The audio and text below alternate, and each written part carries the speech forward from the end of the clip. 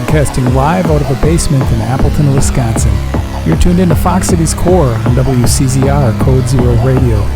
We're the show that gives you an opportunity to call in and be a part of the show. Our call-in line is 920-358-0795. Core. Hello everybody, welcome to Fox Cities Core on WCZR Code Zero Radio. If this is your first time tuning in, WCZR is an independent rock station. We stream out of the Fox Cities, Wisconsin area. Play a lot of great independent bands alongside your mainstream favorites. You can find us on the web at live.codezeroradio.com. My next guests, they are an indie alternative band out of the Green Bay, Wisconsin area. The band formed in 2018. Their latest release is an EP called Rough Night. I'd like to welcome Tyler and Rudy to Fox Cities Core on WCZR. How are you guys doing today? We're good. How are you? I'm doing well. Thanks for asking. I'm doing great, man. Sweet. Great to be here. Well, thanks for doing this. I've been listening to the stuff on Spotify, and it's really good. Thank you. Oh, thank you. So right away, let's introduce yourselves and what you do in the band. Yeah, my name's Tyler Tolman. I play rhythm guitar, and I am the singer-songwriter for Sherrylane. First off, I just want to say shouts out to everybody out there doing their thing and stuff like that. Know what I'm saying? For reals. My name is Rudy. I play drums in the band. I'm the all-around percussion guy.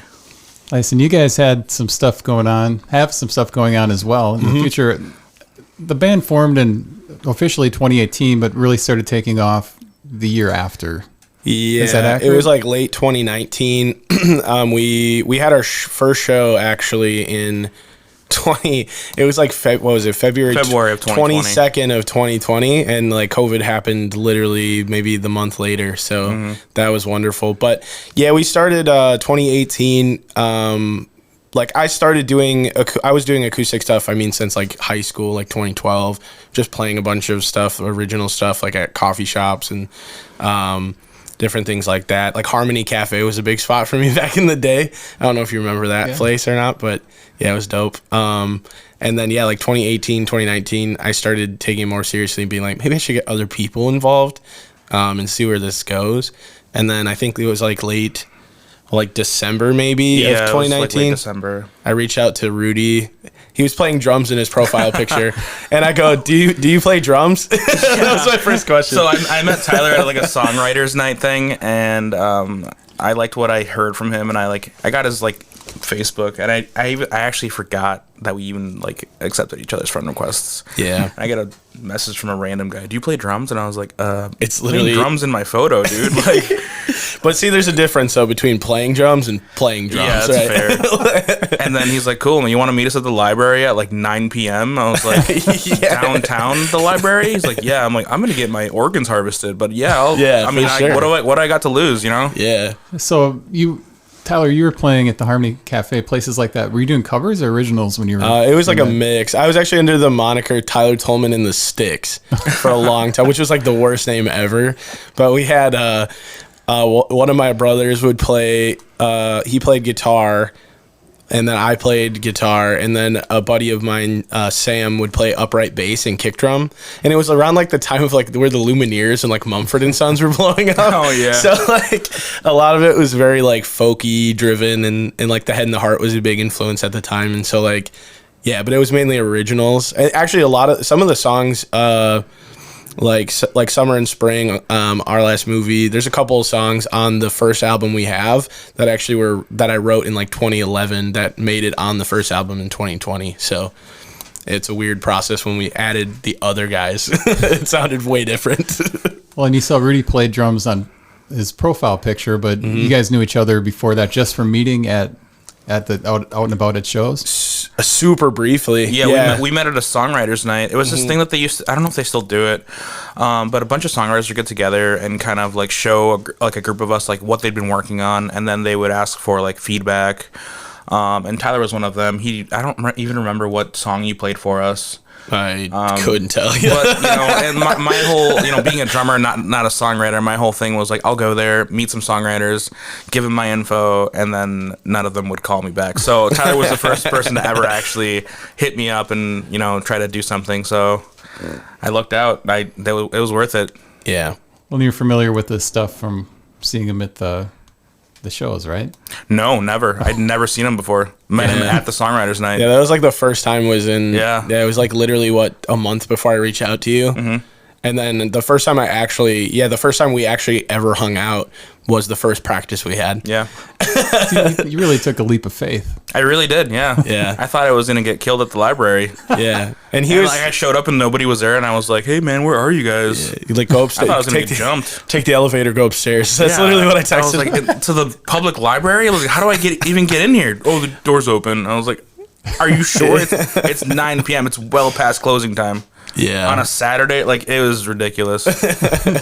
But here we are. Yeah. And Tyler, you said you had some stuff that you had written before that showed up on the first album. Which songs did you have written at that point? So most of the first album is actually stuff I wrote on my own. Yeah. And then brought to the band. I think the only one we newer wrote song was American Dream.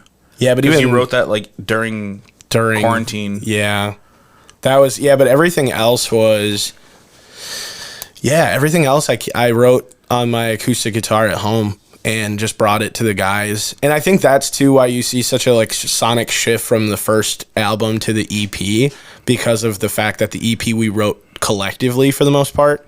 I think the only song on the EP that we didn't write collectively was Michigan Girls. I had that one already done for the most part, like lyrics and like the main rhythm, but everything else was collective. So I think that's why you see like such a sonic shift in that second. Yeah. Which some of our friends are like, I like the first one better. I'm like, that's cool. Kind of touched on blues rock too in the new EP. Yeah. I don't want to jump too far ahead, but like Well, the opening, like we had like the way we kind of set the EP up was having like I like the idea of like how we put the songs together, because it shifts from like that blues rock to like, I don't even know what you call B.O.L.O as far as the song goes, but then it goes to more like indie rock, and then it kind of ends on a punk rock note. So we kind of shift through all those gears. It's sort of a concept EP, where the last song on our EP is Pat Baldwin, and it kind of centers around like a fictional character that we made up named Pat Baldwin. He's kind of a dicey character. So that's very dicey. So what does B.O.L.O stand for? So B.O.L.O actually stands for Be on the Lookout. So it's got a couple meanings. It stands for Be on the Lookout, and it also is kind of an Easter egg to a character that we used to associate with. Yeah. That song's kind of about. Yeah, there was a bad egg in the bunch, and we wrote a song about him, and then we made him a fictional character instead. Tyler does this thing where like we meet people who are pieces of crap, and then we make music about them. Not always, but not always. No, you got to find your inspiration somewhere, right? Yeah, that's fair. Yeah, a lot of times it's funny too, because like I'll have people that come up to me and they're like, oh, I love that song. It's about like X, Y, and Z, and I'm like, that's what you got from it? All right, cool. I was like, yeah, no, but like I don't tell them. I just let them believe what they want. But it's still funny to me. Well, so when Rudy joined, I mean, you ended up getting John on guitar and stuff. John recorded your first album, didn't he? Mm-hmm. Yeah, and that was so John. Did it just kind of work out that way, or were you like, hey, John? John never even. I don't even think John is even officially in the band yet. Yes, he's officially in the band now. He kind of never actually asked him. Like after our first show, we went to a bar after, and like him and his.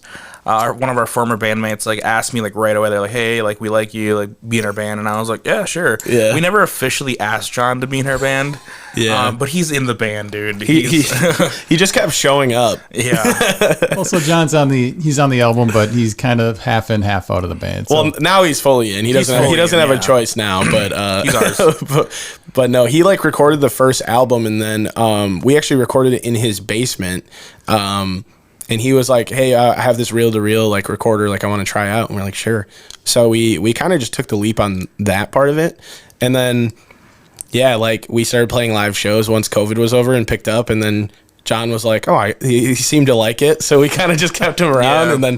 And he's my favorite, like, person I've like the lead guitar player I've ever played with. Like, he's so incredible. He's great. And it's too bad he couldn't be here because he's a vampire. So... we honestly we've never seen John before like 6 p.m. So for real. He found out this was a morning thing and he was like, no, can't do it. Can't do it. We're like, that makes sense. Well, we used to do the show an hour earlier too, so that would have made it even harder. Oh yeah, man! If that was the case, I wouldn't be here. He's going to sleep at that time, so Yeah, for sure. Well, so John records the first album. Did the recording process take a while? Did you guys do it live? Did you do your parts separately? How did you record it? Dude, that's a great question. So COVID made it kind of a great thing for us because it really let us kind of take the time to write it and record it and kind of polish it around, polish it. And there were some issues with our recordings, at the recording space. There at one point John left town without alerting anyone. He left for a week. Yeah. And he came back. Turns out he was in Ohio. He just randomly drove to Ohio because they have the oldest man-made structures in the United States is what he told me. And we're whatever. And then they had a bee problem in their basement where they had a bee's nest and the bees were messing everything. Yeah. When we went down there one time, they had a million dead bees everywhere down there, and we're yeah, it was bad. And we also too it felt like at least once a month someone got COVID. Yeah. And we had to pause the recording, and then or maybe only two of us would get together, him and John or me and John or something, and it was a whole process. Yeah, and I at one point actually too, I had COVID really bad where I was in the hospital for 3 days. Yeah. Oh. And I think the vocals for Better Now and one other song that I can't remember off the top were recorded after I was out of the hospital, 3 weeks later from when we laid down the rest of it. And I can definitely tell that I had COVID in that recording because my vocals are just very raw, where now it's okay, it's a little bit different. But Tyler almost died from that. Yeah, it was crazy, dude. That's pretty nuts. Yeah, I made it out somehow, but yeah, I remember Tyler and I started a job together, working at a cemetery, and I had applied, and I went in there to get my my administration stuff, the W-2, whatever.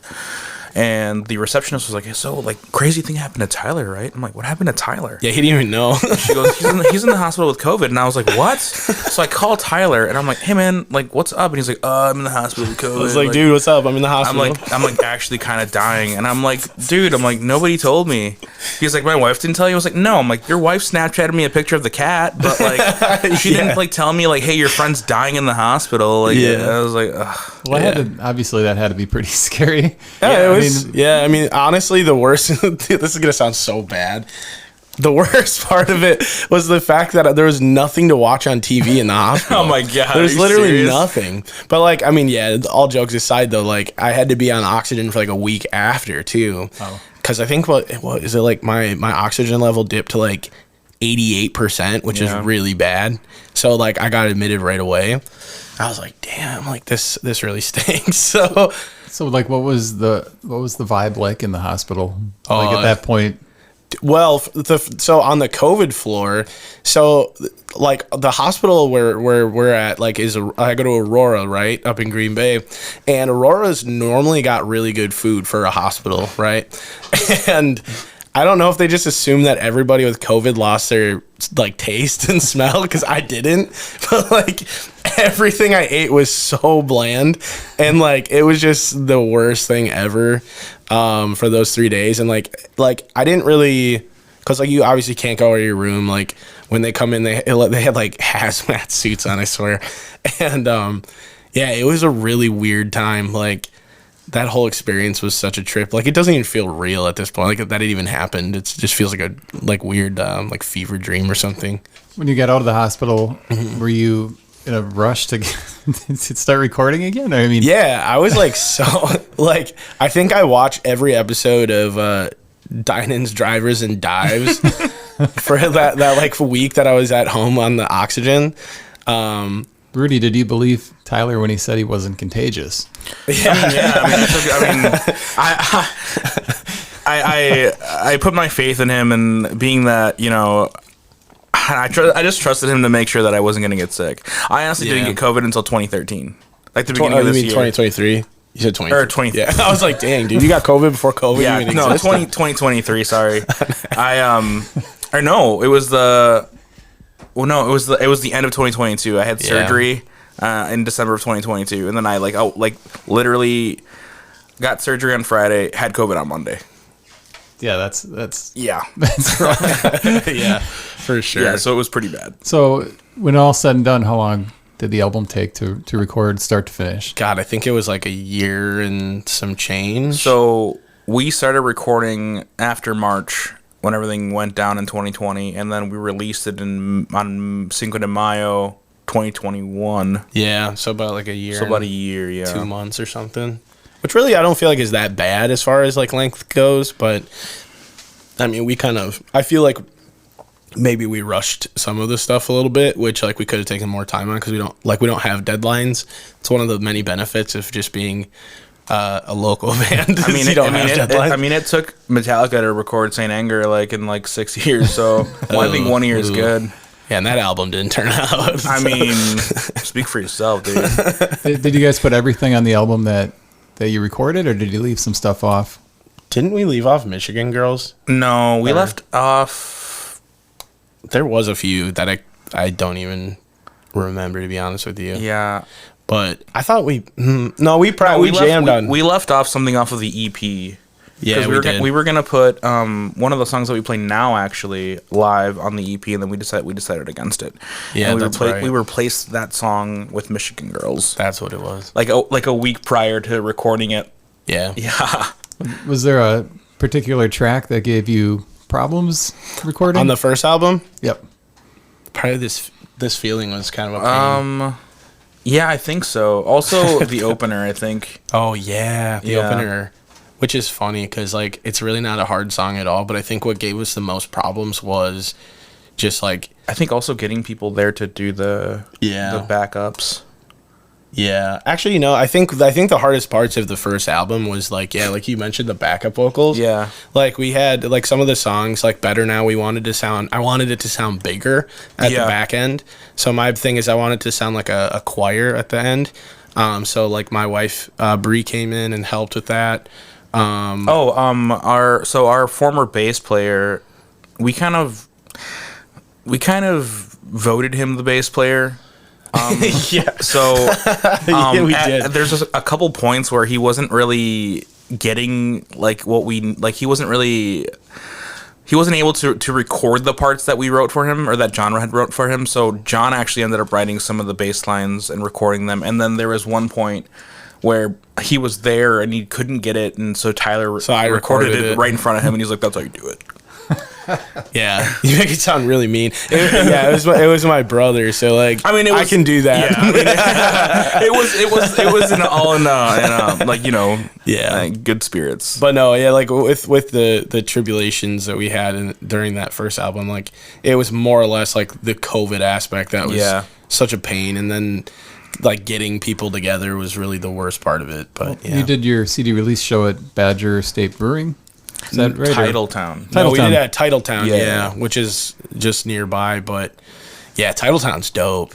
Titletown is great. Yeah, Titletown. Alex over there is like, he's the best, man. So is that on the rooftop? Yeah, rooftop. Which was funny because every time we play there, we can never play like outside facing in because it always rains. So he calls us like the bringer of rain. Yeah, there's always some sort of like weather issues when we are gonna play there and end up moving the music into the actual venue. And yeah, it's really loud in there. Yeah, it gets really loud.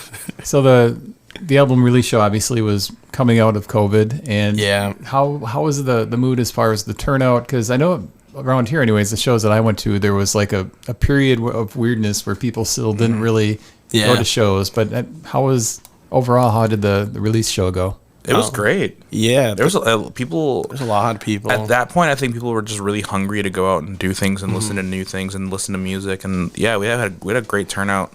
Yeah, a lot of weird things happened that show. Yeah, was that the show? We saw a kid go in a garbage can. We have this thing where like a lot of weird stuff happened in our show. Like, I literally have a list of like all the weird stuff that have happened in our show, and it's so long. And it honestly doesn't even surprise us anymore when the weird stuff happens. So like we're just kind of used to it. Yeah, but what's with the kid in the garbage can? Oh yeah, so we were playing one of our we just started the set, I think, for that show. We've been like 4 songs in. Yeah, and then we got done playing a song and Tyler looks over and he goes, "What's going on over there?" And I look over, kid upside and there's down. a lady holding a kid by his leg, by his ankle, just pulling him out of the garbage. Like, what is going on? And we're like, "What?" And then, like 2 seconds later, a glass breaks and like shatters. It was like crazy. the loudest glass I've ever heard shatter. And Yeah. we're just like, "All right, like let's keep going." Like, this was next that the same song's show that the called- guy came up and hugged you super hard? Yeah, a guy hugged me. I thought he was gonna stab me. I thought I was gonna get like Dimebag Darrelled for a minute, and then he like all of a sudden he comes in and he hugs me, and I found out later that he was trying to sell everybody mushrooms at the show, and he was a character. He was like on them, and he hugged me and he knocked my guitar like super out of tune, and I was like, oh no! Like right after the first song, when we were supposed to go like right into like a transition to the next one, so then of course you have to like deal with that. So, but no, otherwise like the turnout was great though, and then like we did have a couple friends though too that were like that didn't end up coming because like one of our friends actually showed up and then they were like, oh, I didn't think there's gonna be this many people here, and kind of like dipped out after that because they're like, which understandable. Yeah, at that time it definitely was. So did you guys have physical CDs or digital only? We did both. Yeah. We it's actually the only album we have on our Bandcamp. Oh, I forgot we even had one. Yeah, I know we don't.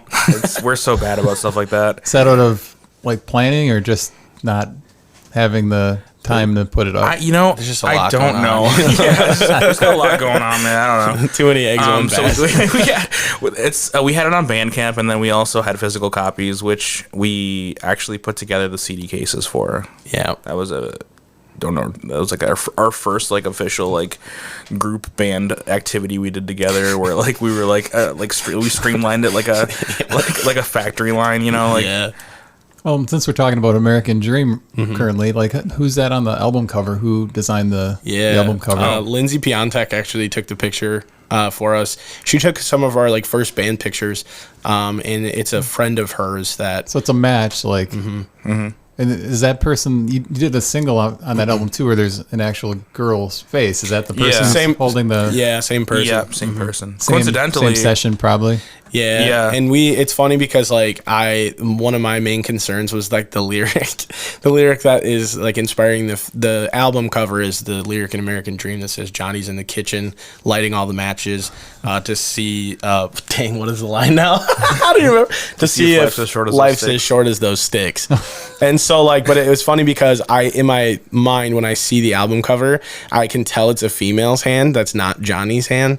So like to me, I was like, oh dang it! Yeah. Now I just like spoiled it for everybody else at home. But but it's the same person who did that. So yeah, coincidentally, the first pictures that we got taken were also without John because we weren't sure if he was in the band completely yet. So yeah, it was him and I, and then our former bass player. So yeah, all of our first pictures were without John.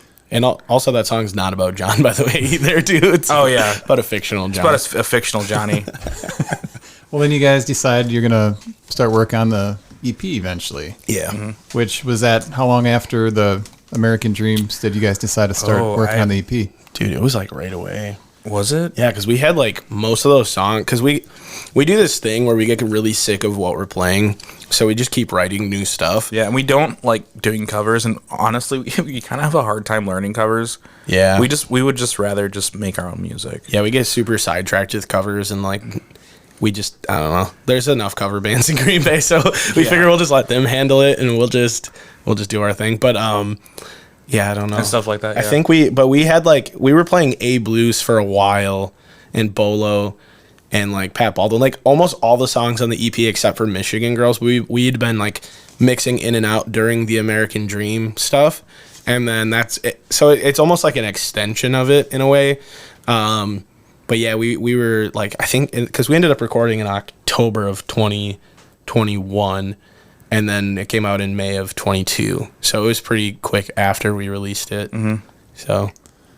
And then what made you decide to lead the EP off with a blues rock track? The blues song?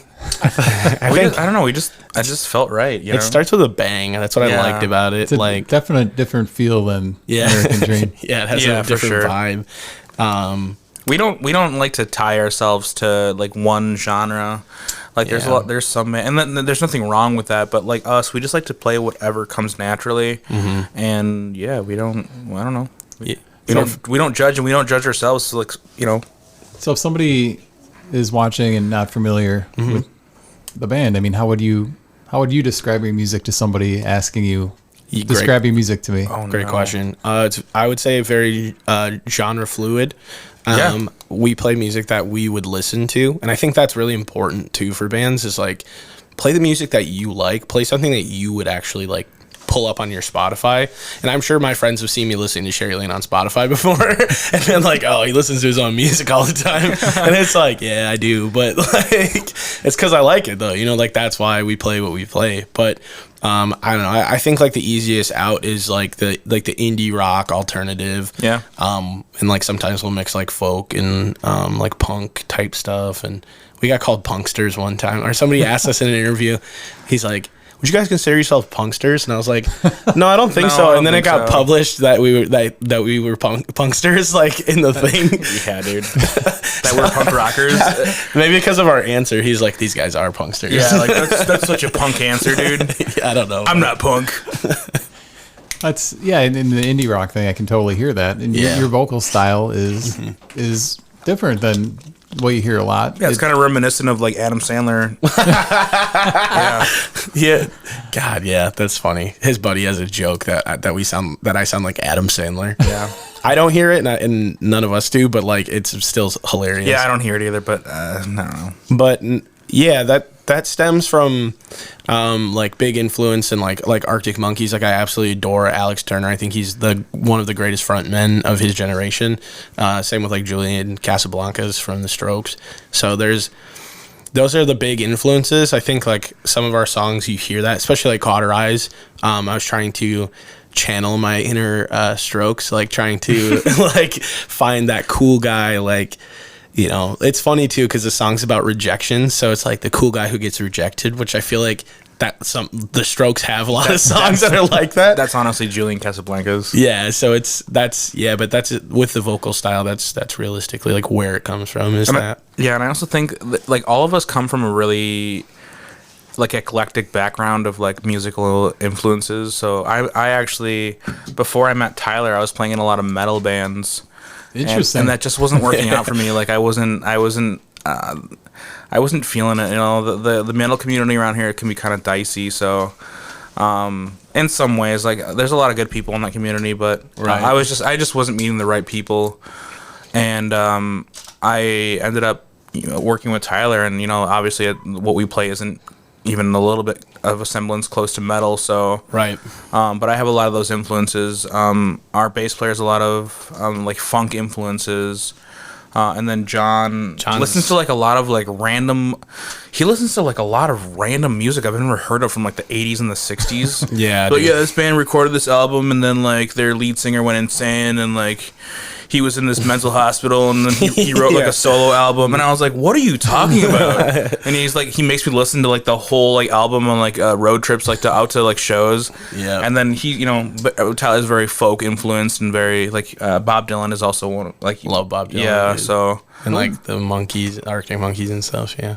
I guess I wouldn't have thought of the folk influence there, but have your like influences changed over time from when you were really young to now, or are you listening to like similar styles? I would say they've shifted to a degree. Like when I first started playing music, it was very much like around that time, like the Head and the Heart's first album came out.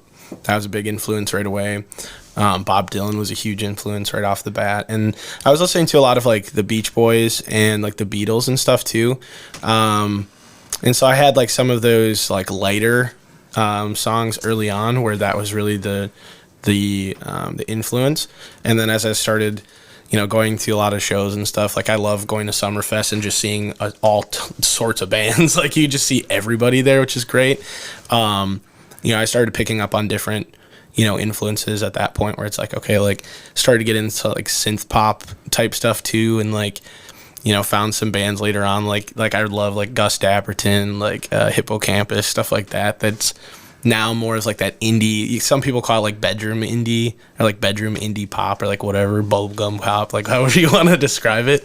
But that type of stuff like shifted for me, and I think realistically too, like the way that I listen to music is more like if I hear a good melody and I hear good songwriting, that's just what I gravitate towards. So like on the way here, I was listening to like I hate to admit this, but I was listening to Whiskey Glasses by Morgan Wallen right before I got out of the car, and I was like, I like that song. I mean, it's a good song. So like it just really depends on like where I'm at with my mood and like what I'm gravitating towards at the time with with melodies and lyrics. Yeah, and mine have definitely changed over the years. I grew up in a Hispanic household. I'm a first generation Mexican American, so like growing up, I listened to a lot of Mexican music, norteño, mariachi, all that kind of stuff, and my brother was in a gang growing up, so like I listened to like a lot of like 90s gangster rap. My sister, I listened to like a lot of NSYNC and Backstreet Boys and stuff because of her. Yeah. And then I went through this phase in high school where I was like, all I listen to is metal, and like metal's defiant, like the defiance, and like this is the only thing that exists.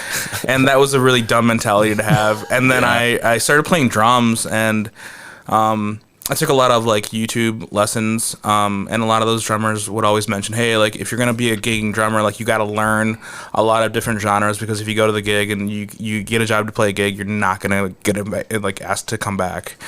So then that kind of like took that roadblock of like, knocked on that roadblock of like I only listen to metal and metal's the only thing in my life. And then I went back to my roots, and then I kind of like got back into like EDM, and kind of like I listen to everything now, and more like Ty listens to a lot of like songwriting and lyrics and stuff. I do more like drums and like percussion. If I hear a good beat, it doesn't matter what genre it is, I'll listen to it. That's cool. I mean, you can definitely hear a lot of different influences in Sherry Lane, so that's awesome. I have to ask you about the metal scene in Green Bay. Yeah. It's honestly it's kind of diminished. It's not like a huge thing anymore. There's a few bars that shut down that were like metal venues. So it's not really prominent in Green Bay anymore. But they're still trying to keep it alive up there. Yeah, there was for a while, like when Eagles Club was opened up. I remember like in high school and like in middle school, high school, when Eagles Club was a thing. Like Tom Smith was booking over there, and I remember seeing like Child of Time over there. Yeah, and, like some of those guys, which doesn't exist anymore. Yeah, and then Eagles Club, now they tore that down. So like the metal scene, I think the metal scene kind of shifted down here in like South, where like Green Bay kind of. I don't know if like Green Bay just pushed it out with closing some of the venues that they were playing, because like even like SV2 was a big one. They had metal shows at, and that was really not. And now like with like Lyric Room not being around anymore too, like punk and metal shows kind of are shifting. And I think the only place that's really doing them, as far as I'm aware, is like Badger State and like GBUFO are like doing some stuff with the metal. But yeah, and I mean like metal as a whole, like the whole community is very open with each other. They're very gracious, very nice people.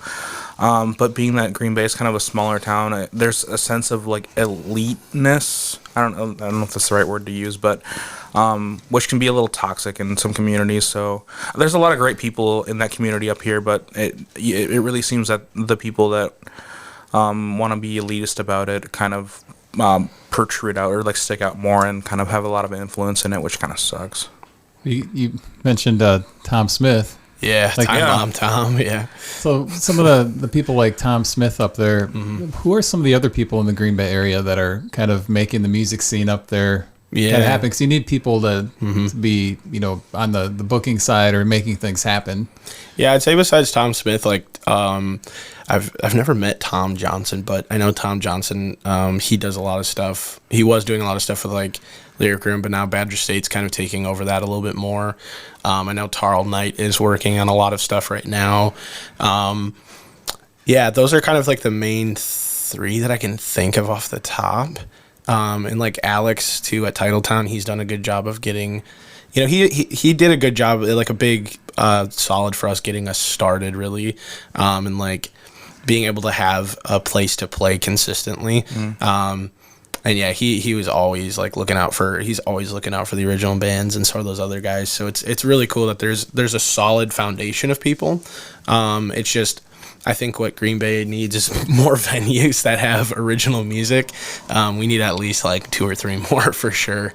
So yeah, and I forget how to say it. The UFO. Oh, GBUFO. Yeah. That place just seems like it's going to keep getting bigger and bigger. Oh, we hope so. Dude, we hope so. We just saw, I didn't get a chance to go to their festival, but I saw Holly and the Nice Lions play with, who's the one? Crush Scene and the other band I can't even say on this. I can't even remember. Sorry. But there was a lot of shows happening that night. We got there kind of late. Yeah, we went all over the place that night. But we got to see, that was the first time I actually saw Holly and the Nice Lions, which is wild because, like, they've been around for a while. They're a staple in Green Bay. And yeah, just the whole vibe in there is like, it's immaculate. Like, it's so cool. Everybody is so nice. Everybody was like the best.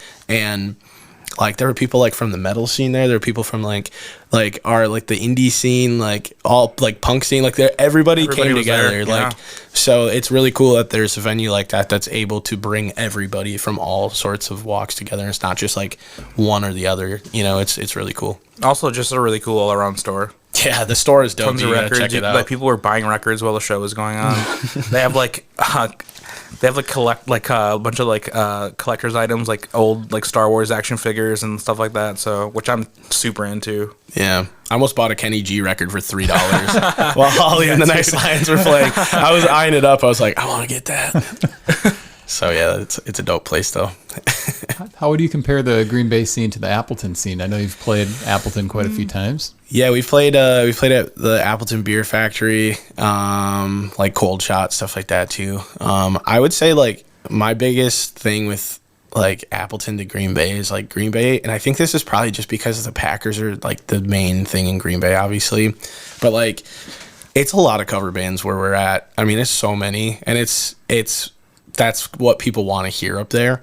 And it's not to say that like original music doesn't do well in Green Bay, because it does. Like, we've had gigs that are packed. Our friends have had gigs that are packed. Like the GBUFO Fest just had, like, Badger State was packed. Like, but down here I noticed like it's more thriving on the original music scene. Like, the original artists seem to be a lot more. I guess I don't know if like welcomed is the right word, but like there's a lot more outlets for them here than there is where we're at. So like a lot of bands that are in Green Bay come down here to play a lot of their shows, or like even Oshkosh too has some good stuff going for it as well. I think one thing too, excuse me, like with Appleton, you guys have College Avenue, which has like, it's like what, like how many? I don't, like 3 blocks of like bars, 4 blocks of bars and stuff and venues. Yeah, at least 4 blocks. Yeah, we don't have anything like that over there. We have Washington Street, which is like 1 block, and like 1.5 blocks, and the Meyer Theater's on there, and like they don't. There's like nothing else. They don't book us, so like, yeah. No. So like, it just like all the venues in Green Bay are very very far apart from each other, and they're constantly closing and opening up new ones. So I feel like it's really difficult to open a new venue and establish it and get a following and get people to go there regularly and and kind of establish yourself as a we're a place that plays original music, or we're a place that plays whatever, or we're a sports bar, or we're like we have cover bands. So like you guys have a better layout here in Appleton, I think. Yeah, because even the college campus, like in UWGB, is way far out. Way far out there. It's out. It's like almost. It's basically out of town. Yeah, pretty much. It's like you're leaving town, and that's where GB is. So yeah, it's just the layout is kind of dicey out there. But other than that, like Appleton's got a really great layout and a really good formula. Mm-hmm. Well, you're friends with a lot of bands from down here. Can you name some of the bands you've played with? Oh, dude, yeah. Yeah, like it's definitely Horace Green, Floral Friday, Scary Canaries. I don't know if you know them, but they're great. God, who else do we play with? We play with so many that I can't. Bashford's Madison.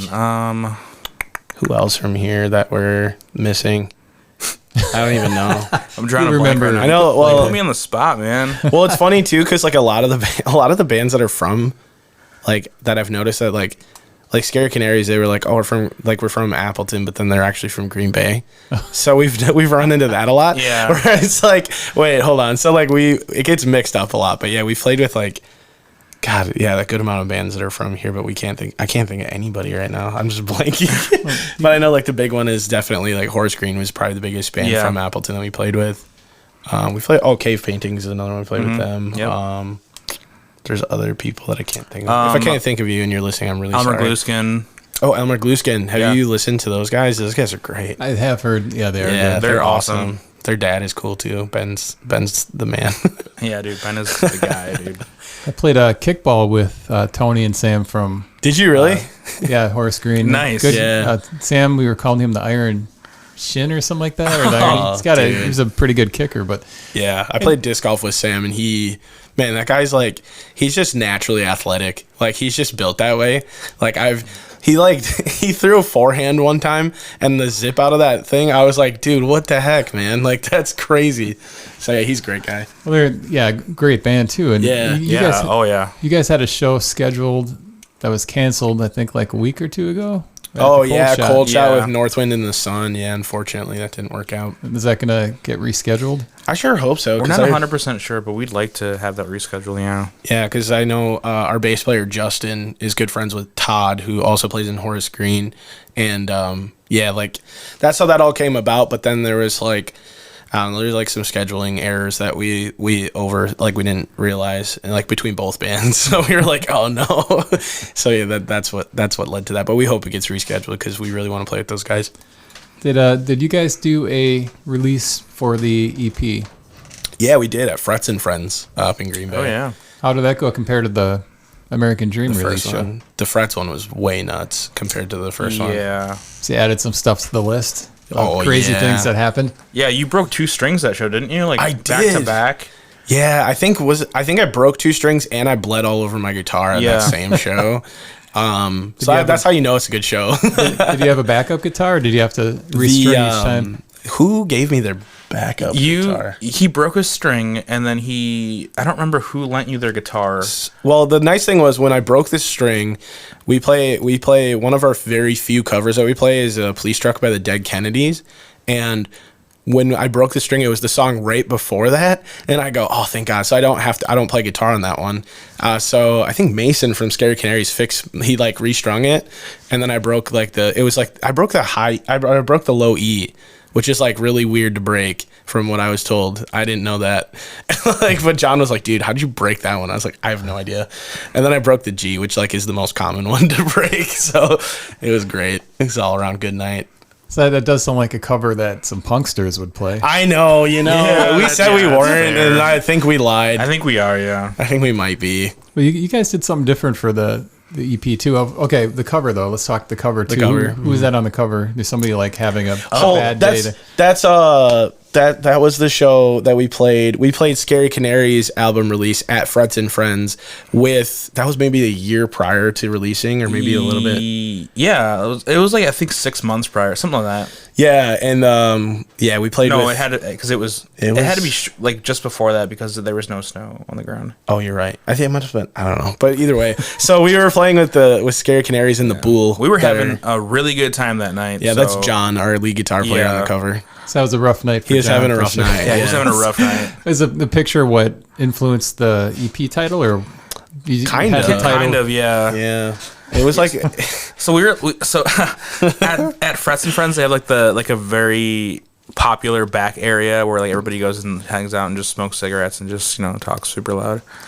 And we're sitting back there, and it was us in the band and a few other people. Yeah. And John just sat on the concrete floor and then laid on his back, and that picture was taken of him as he was he did a sit up with his legs crossed, and it was him as he was sitting up, and we were all very under the influence of a lot of things. So. Yeah, and the motion blur is actually part of the original photo that wasn't added later, so that's always the funniest thing. So I don't remember who, but somebody just happened to capture that photo, and we're that's going on the album, dude. Yep. That's great. Mm-hmm. And it just tied into with the character of the album, so it kind of all just worked that way. It just made sense, which was nice. You did a video for B.O.L.O. Yeah. Looks like around Bay Beach. Was that the first music video you've done?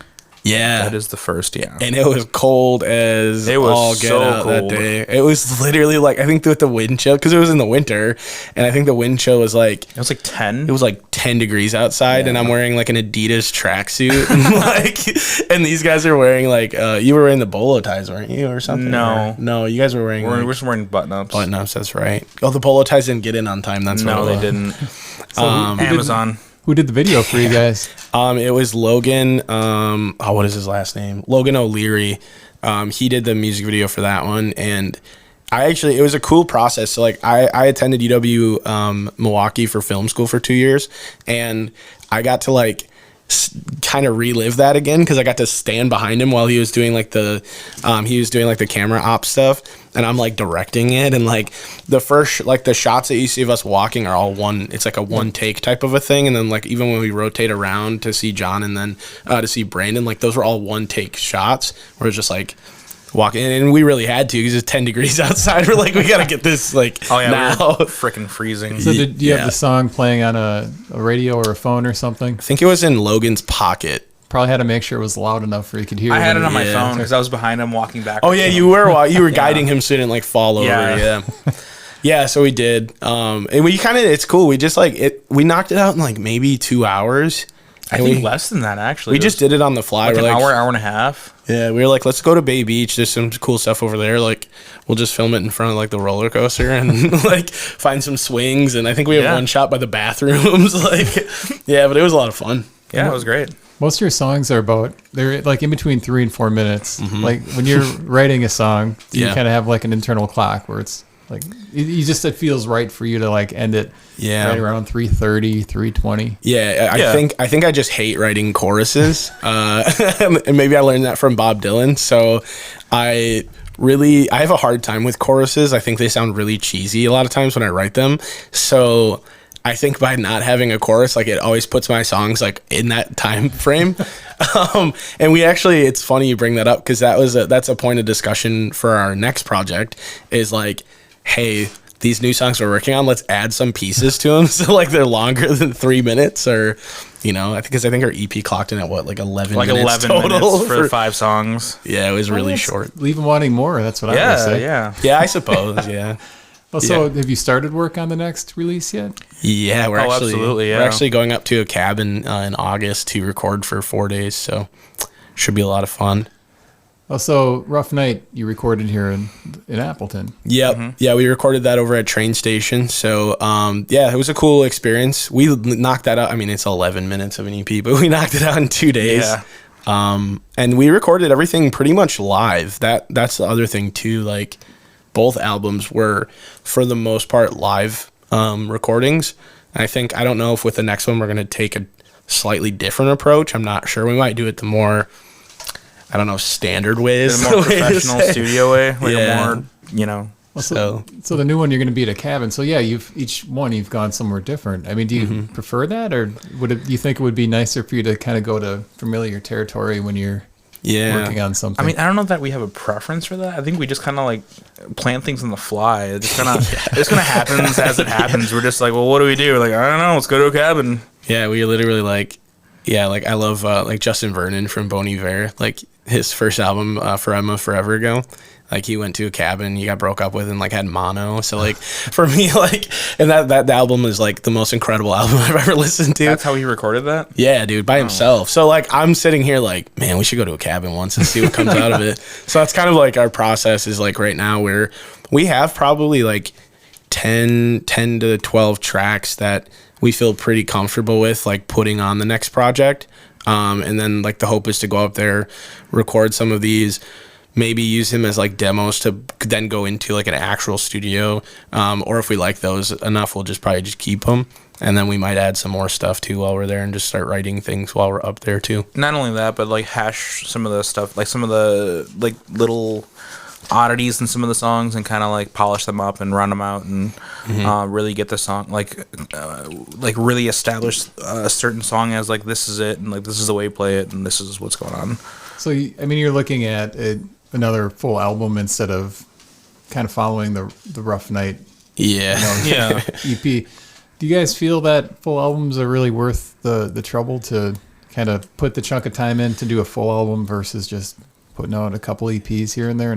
Yeah, so what we've talked about is like with this next project, like having almost like a double release of some kind, possibly, like that's been floated. We talked about like doing like a Beatles White Album type of a deal. You have just a bunch of songs on like a thing, but I think the biggest thing for us is like talking, like maybe doing like recording a bunch of stuff at one time and then kind of trickling them out might be the way that we end up going about it. Because I do think the EPs, it seems like EPs are more effective than LPs because it's like you have your, not everybody has the attention span to sit there and listen to 15 songs in a row, honestly, that are from the same band, unless you really make it an experience, which like we also have talked about, like, hey, let's do some more things that like a lot of other bands like aren't doing.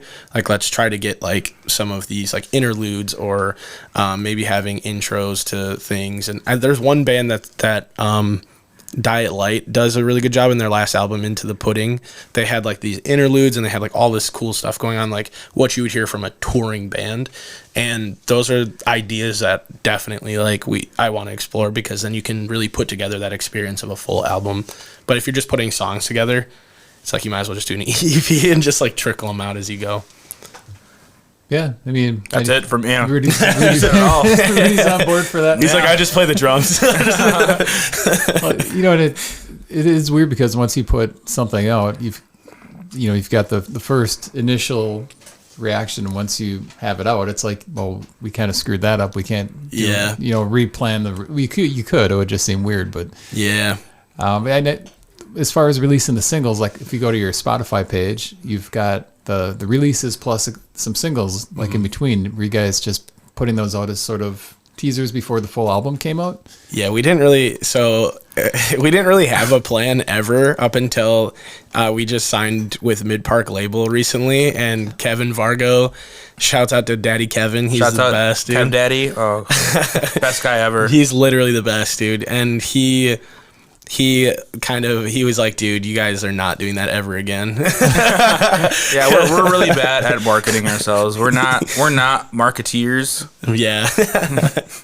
Yeah, no, we're pretty bad at it. So we're like just regular guys, so we don't know. I think, well, even like the Cauterize single, that was the only thing we did B.O.L.O. B.O.L.O was rolled out pretty well, but Cauterize was not. Cauterize, it was like, oh, it's 420. Let's just pop a song out there for everybody. Yeah, I remember waking up and being like, oh, there's a new single. He didn't even know. I guess I'm going to share it. I don't know. Yeah, I just did it. Yeah. So tell me about Midpark. Yeah. Like, how did you get involved with the label, and what did they do for you? So what did you do for them? Midpark reached out on the sherrylane Instagram, and I talked to Kevin, and he had added us on like a Spotify playlist of like Midwest, like local bands. I hadn't really had like extensive information about him. I just knew that he was Kevin. Before he had the Midpark label, he just had a channel just in Midpark or whatever.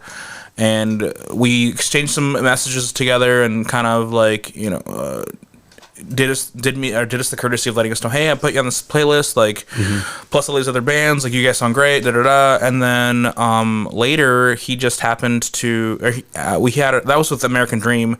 We had our Rough Night release, and then he added us into the playlist again. And then from there, we just kind of like started talking more, and eventually we ended up joining the label. And I did a podcast too with him. Oh, that's right, yeah. Part of his Midpark brand that he has was like he had a podcast. I don't know if he's really still doing the podcast that much, but he was like, hey, I have these podcasts going if anybody like wants to be included, and I was like, yeah, for sure, let's do it. So like, I love talking about myself. Let's do it. That was our first real interaction with Kevin, other than exchanging messages. And for the longest time, we thought his channel was called Mike One Park. Yeah, because it's spelled MIC1 Park. So, but because like Midpark was taken already. Yeah. So for the longest time, we thought it was Mike One Park, and then we felt really dumb after he told us it was Midpark. You know when I found that out too is when I'm like the intro of the podcast, and he literally goes, hey, what's up, guys? It's Kevin with Midpark Label. And I was like, wait, hold up. Like, I was sitting there just mind blown. I was like, what the heck? So, yeah, but no, and then Floral Friday, buddies of ours, they actually were, like, when Kevin started the label, he actually, like, they were one of the bands on the label, and our bass player, Justin, he was in Floral Friday at the time, and he was like, hey, like this guy, like Kevin, and we're like, oh yeah, we know Kevin, like Kevin Soap. He's like, yeah, well, we're gonna sign to this label with him. Like, he's like, I'm gonna bring you guys up, and I was like, oh, cool, yeah. So, yeah, he kind of brought us up, and then Kevin was just like, oh yeah, for sure, like let's do it.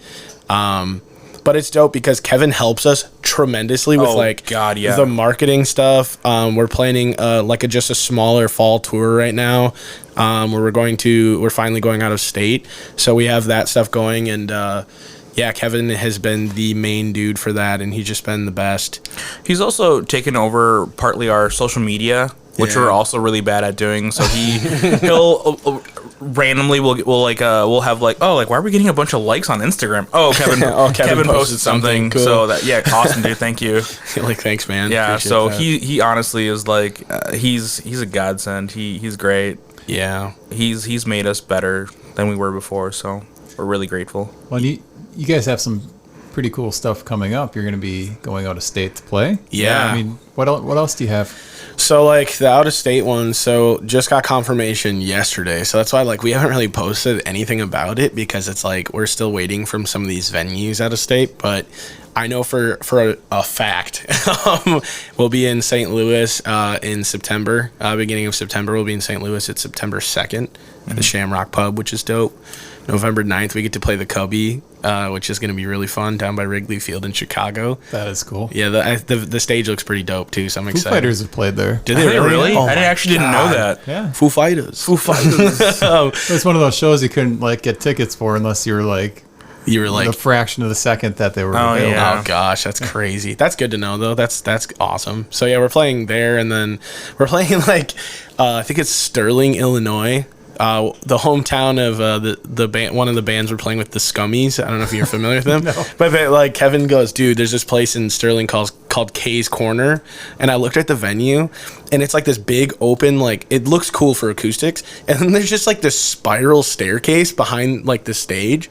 I'm man, that looks really dope. I do want to play there. That sounds cool. And I guess the Scummies just always pack it. So they're great. Yeah, the Scummies are awesome. Yeah, and then we're also October 21st. We'll be at the Rialto in Akron, Ohio, for the first ever Midpark Festival.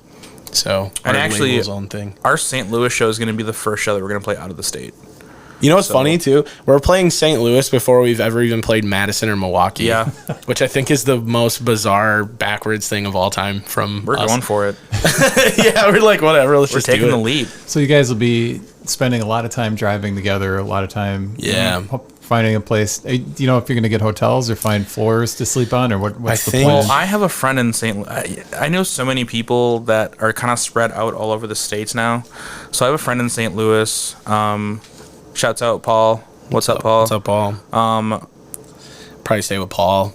Probably sleep on the floor with Paul. Yeah, probably. So hopefully, if Paul's cool, which he is, we can stay with Paul and save us some money because we're struggling musicians. Yeah. So, and then I have family in Chicago. So we all have family everywhere that we can kind of see if that we can that would possibly accommodate us with some shelter. Yeah. So it's a lot of fun because hotels get really expensive. Yeah. We've talked about getting a mini bus. Like a short bus, and then gutting it and putting cots in there so we can sleep and go, and it just turns out that everything is expensive, Yeah. So I also have a friend down in New Orleans that is just begging us to come down there. Yeah, that's a long drive though. Yeah, that's a hike. Drive. She works at a bar though that I guess she plays her music at constantly. So yeah, shouts out Candida. Yeah, she's playing our music in New Orleans. So hopefully we get some people that are in New Orleans that are liking us. That'd be cool. Yeah, dude, that'd be great. If there's people listening to Code Zero Radio right now that want to find out more about Sherry Lane, where would you suggest they go? Oh, I would say the Instagram is probably the best spot because we've run into that problem, and I'm sure other bands have had this problem where Facebook is great, but Facebook is a ton of old people. I hate saying that. So and it's just not as user friendly for us. So Instagram is really the spot, which we're at. It's at Sherrylane Band, I think. Yeah, Sherrylane Band, and then our link tree is in the bio, so you can click on the link tree to see what shows we have coming up and all that stuff. But we try to post at least once a week now, something of value because. Yeah, for a while there, it was so sporadic. Yeah, and of course we have our Spotify. I think you just made a Threads, right? Yeah, but nobody's using Threads. not yet, man. It's the next big thing. It's the next big thing. We found out though that Facebook is more or less it's better for promoting shows. Yeah. Instagram doesn't really have an outlet for that. Was to where Facebook has the events and stuff like that. So. And then YouTube, we have we have some stuff on there. There's a guy that goes around and records shows, and he's got a few videos of us playing at like the Lyric Room, at like Jamrock. Yeah. And then of course we have our video on there. And then all of our, I think Just American Dream is on YouTube. I don't know. I think with like where the distribution thing, like they put like a Sherry Lane topic or something together, and then so I'm sure you can find it on there somewhere. Well, I want to thank you guys, Tyler, Rudy, for doing Fox Cities Core on WCZR. I look forward to hearing what you guys put out next. Good luck on your out-of-state tour. Thank you so much. Thanks for having us. Yeah, thank you so much for having us.